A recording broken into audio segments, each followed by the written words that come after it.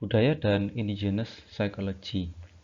Budaya akan menjadi satu unsur penting dalam kajian indigenous psychology, juga yang terkait dengan psikologi lintas budaya maupun psikologi budaya. Terminologi budaya akan banyak muncul dan akan kita gunakan dalam diskusi khusus pada mata kuliah ini, sehingga kita perlu kemudian mengkonsep atau membuat atau mengambil definisi apa sih sebenarnya budaya itu. Ada banyak sekali ahli-ahli dari bidang ilmu yang spesifik membahas atau menjelaskan tentang budaya. Budaya bisa memiliki makna yang spesifik pada bidang ilmu antropologi, ya, bisa menjadi definisi yang spesifik pada psikologi budaya ataupun psikologi lintas budaya. Nah, mengambil definisi yang dikemukakan oleh Matsumoto dan Zhuang, pada konteks psikologi, budaya dimaknai sebagai sistem makna dan informasi yang khas, dimiliki oleh sebuah kelompok dan diwariskan dari generasi ke generasi, dan memungkinkan anggota tersebut untuk memenuhi kebutuhan hidup yang mendasar, mengejar kebahagiaan serta kesejahteraan, dan mengambil atau mencapai makna hidup. Definisi dari term atau terminologi budaya tidak terbatas pada budaya luhur atau high culture.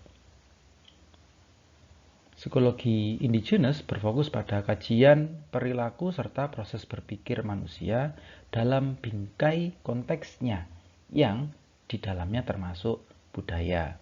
Nah, ini menjadi penekanan sehingga kemudian kenapa kita perlu mengurai atau mendefinisikan budaya itu sendiri.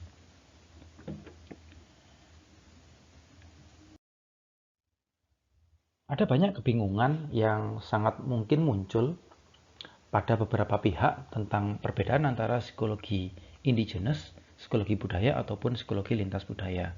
Sangat mungkin untuk diterima, mengingat perbedaan antar ketiganya tidak terlalu signifikan. Sehingga kemudian,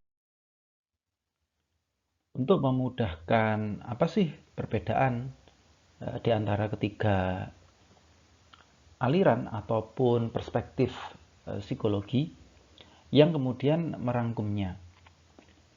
Psikologi lintas budaya memiliki tujuan yaitu menghasilkan psikologi yang universal melalui pengujian luasan serta integrasi teori-teori psikologi dalam konteks budaya yang beragam.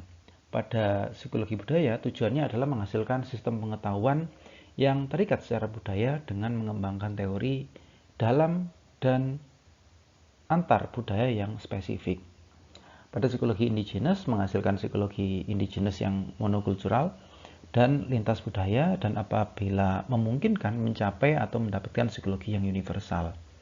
Terkait dengan cakupan psikologi lintas budaya, fokusnya adalah pada subdisiplin keilmuan dari psikologi mainstream. Pada psikologi budaya, cakupannya adalah gabungan antara psikologi dan antropologi.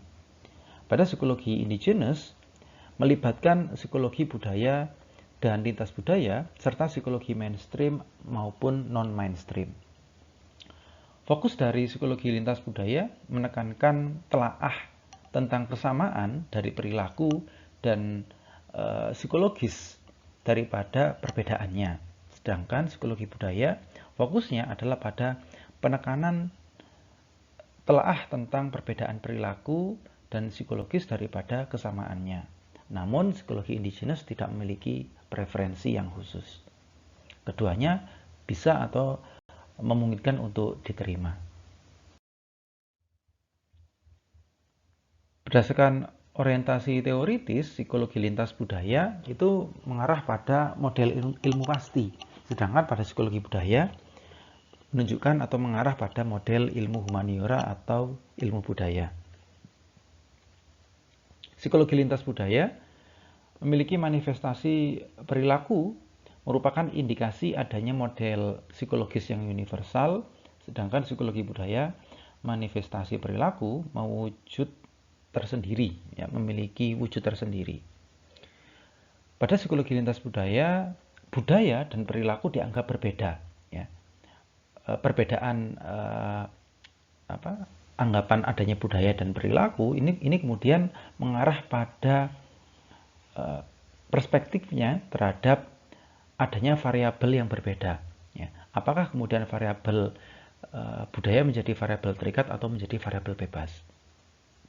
Nah, pada psikologi budaya serta perilaku itu dianggap hal yang sama pentingnya sehingga tidak dapat dibedakan atau tidak dapat dipecah.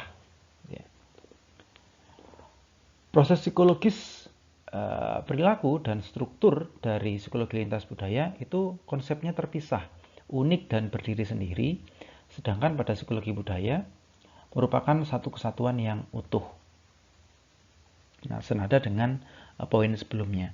Pada psikologi lintas budaya, penekanan pada definisi konsep psikologis dan perilaku yang bebas konteks. Ya. Sedangkan pada psikologi budaya, penekanan pada definisi konsep psikologis dan perilaku itu sangat terikat atau dependent konteks. Ya. Pada psikologi lintas budaya, penjelasan yang utama adalah yang universal. Itu adalah penjelasan yang penting. Sedangkan pada psikologi budaya, penjelasan yang mengakar pada suatu komunitas lokal itu lebih diutamakan.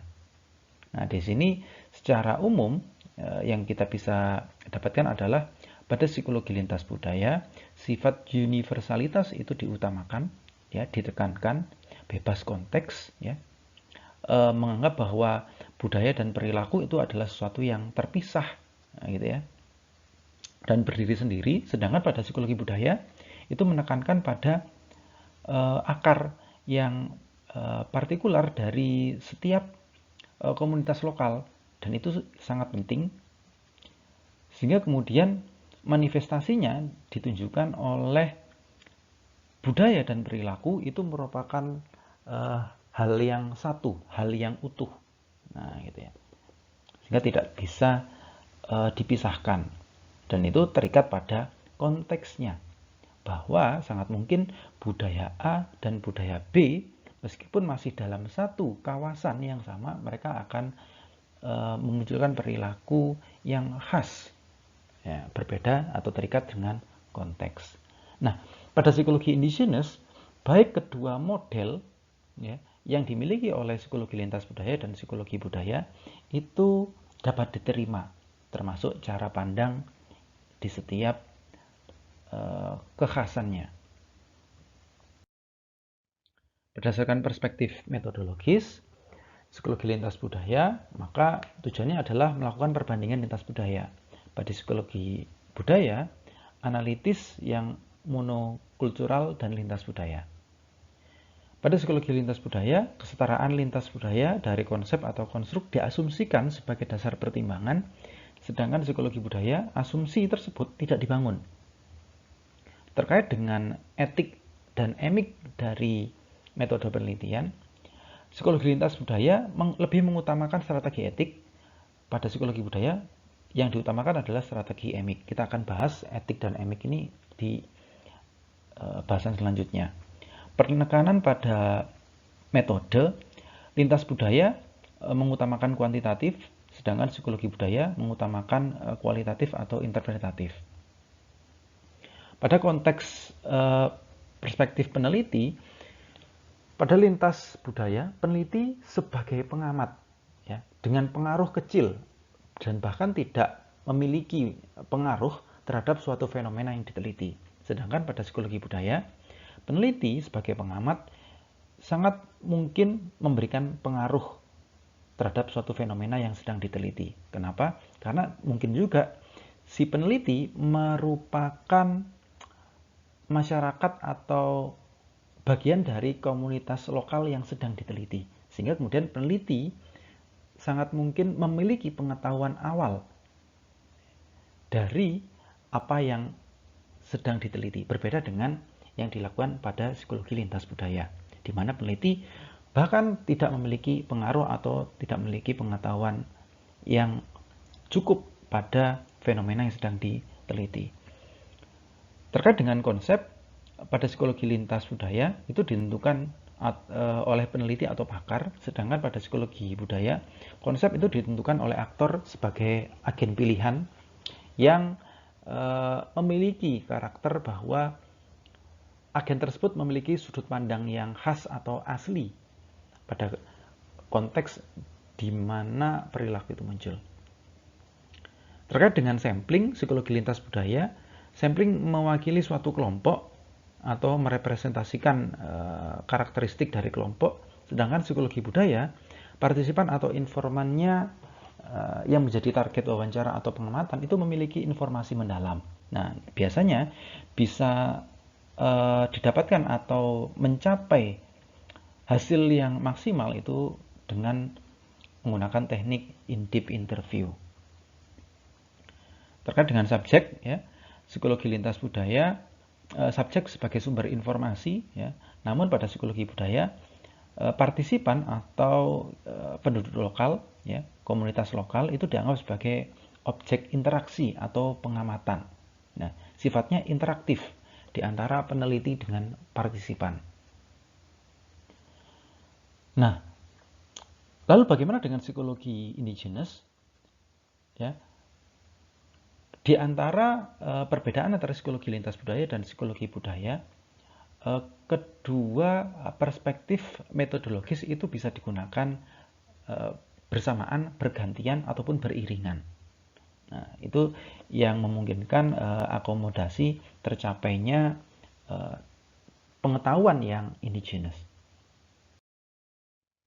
Terkait dengan emik dan etik, emik merupakan penekanan sudut pandang dari dalam anggota kelompok sosial, sedangkan sementara etik itu mengambil sudut pandang dari luar atau perspektif pengamat atau peneliti. Kalau misalnya kita melakukan penelitian pada komunitas kita sendiri, ya, maka ada kemungkinan kita memiliki emik yang besar dibandingkan etik. Ketika saya kemudian, ya, di luar komunitas teman-teman, saya melakukan penelitian di sana, nah, saya memiliki etik yang lebih besar karena sudut pandang saya adalah dari luar komunitas yang sedang saya teliti. Nah, itu bukan komunitas saya masuk dalam suatu komunitas. Nah, di sanalah perbedaan antara emik dan etik. Setidaknya Berry mengungkapkan ada 3 klasifikasi pendekatan pada konteks psikologi budaya. Yang pertama adalah impuls etik, yaitu pendekatan yang berasumsi bahwa konsep atau teori yang digunakan oleh peneliti dapat berlaku pada seluruh budaya. Ini masih menjadi perdebatan. Emik sama bahwa penekanannya sudut pandang dari dalam anggota kelompok sosial. Lalu ada deriv etik yang mencoba menggabungkan pengetahuan yang didapatkan melalui impuls etik dan emik melalui proses perbandingan, sehingga kemudian mendapatkan hasil yang integratif. Nah, berikut adalah bagan yang menunjukkan konsep indigenous atau konsep indigenisasi dari jalur dalam dan dari jalur luar. Bagaimana kita membacanya? Indigenisasi dari dalam itu melibatkan proses eksplorasi dan identifikasi pengetahuan lokal yang kemudian diolah dan dielaborasi lebih lanjut untuk menghasilkan teori, konsep, serta metode.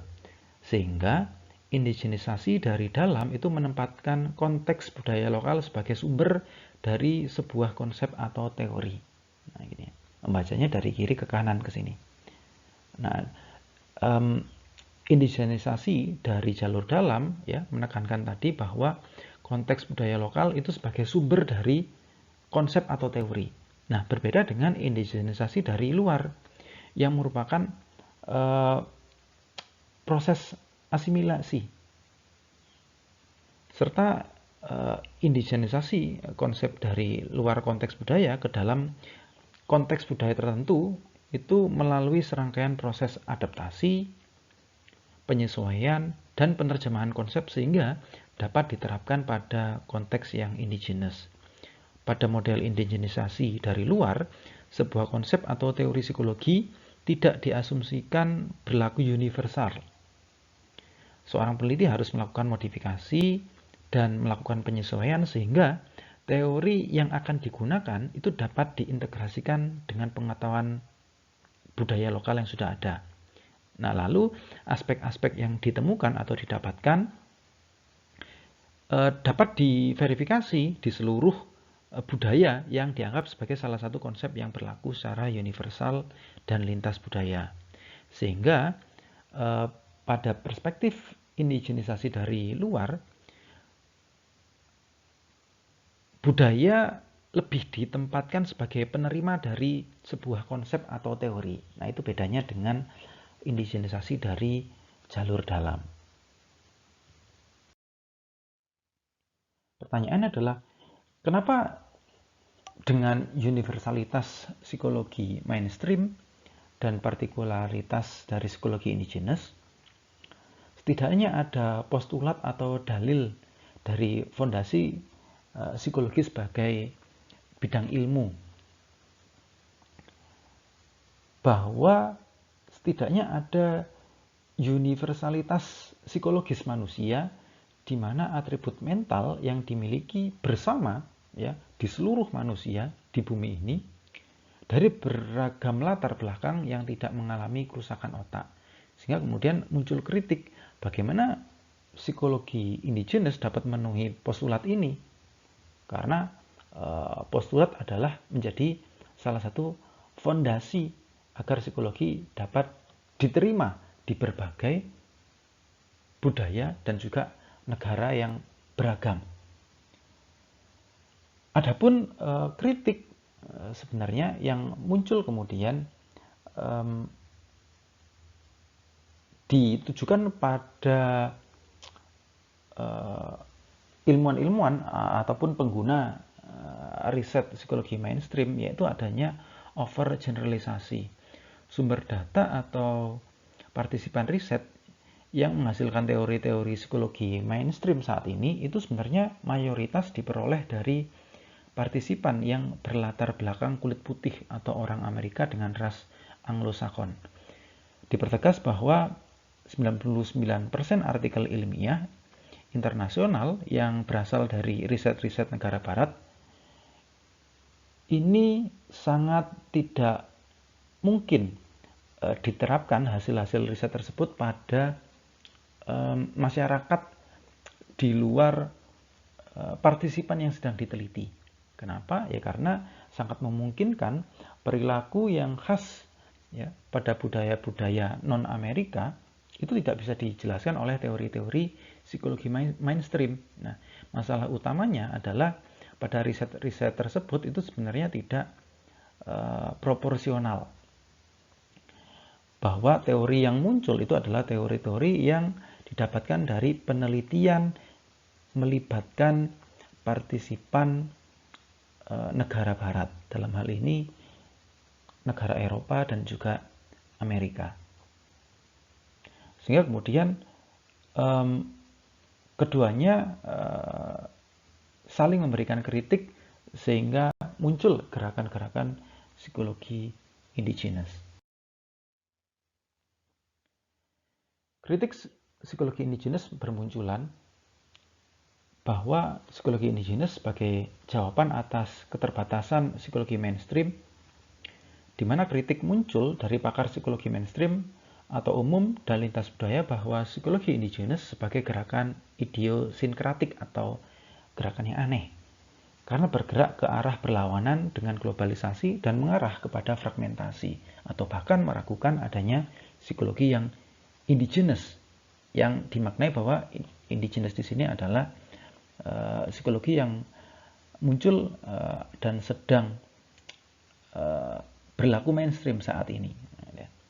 Kritik ini menjadi hal yang biasa dalam diskursus keilmu pengetahuan, bahwa kesalahpahaman terkait dengan ilmu pengetahuan itu memiliki adanya prinsip atau hukum parsimoni, bahwa jika ada teori-teori yang saling bersaing, maka penjelasan yang sederhana yang seharusnya dipilih daripada penjelasan yang kompleks. Meski psikologi mainstream dan lintas budaya dapat memberikan pandangan yang lebih parsimonius atau lebih simpel tentang manusia dan menunjukkan universalitas yang dipaksakan, namun terkadang psikologi mainstream itu tidak mampu menjelaskan fenomena psikologis yang terjadi pada suatu kelompok masyarakat tertentu, pada kelompok masyarakat yang khas, kelompok masyarakat yang memiliki akar budaya yang berbeda satu dengan yang lainnya. Sehingga dibutuhkan pendekatan alternatif yang lainnya untuk menjawab fenomena-fenomena tersebut berdasarkan konteksnya. Sehingga kita akan menggunakan psikologi indigenous sebagai jawabannya. Jika teman-teman ada pertanyaan pada tema kali ini, silakan bisa kita diskusikan dan tulis pertanyaan tersebut di kolom komentar dan nanti akan kita bahas di kelas. Sampai jumpa dalam video pembelajaran yang lainnya.